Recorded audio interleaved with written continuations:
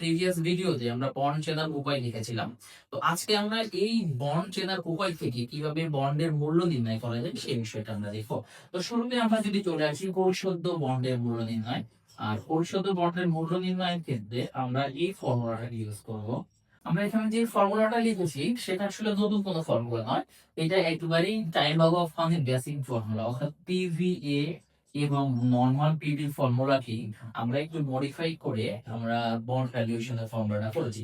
অর্থাৎ আমরা দেখেছিলাম যে কুপনের ভিত্তিতে বন্ডকে দুই ভাগে ভাগ করা যায়। একটা ছিল কুপন বন্ড, আর ছিল জিরো কুপন বন্ড।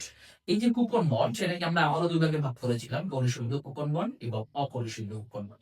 আমরা উপরে যে ফর্মুলাটা লিখেছি সেটা হচ্ছে একটা পরিশোধিত কুপন বন্ডের ফর্মুলা।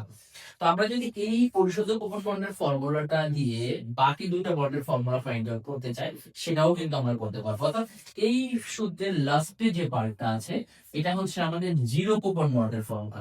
অর্থাৎ আর ওই divided by 1 plus r to the power t, এটা হচ্ছে জিরো কুপন বন্ডের ফর্মুলা। আর এই সূত্রের এই প্রথম যে অংশটা, অর্থাৎ আর ডিভাইডেড বাই আর, এটা হচ্ছে আমাদের চিরস্থায়ী বন্ড বা অপরিশোধযোগ্য বন্ডের মূল্য নির্ণয়ের ফর্মুলা।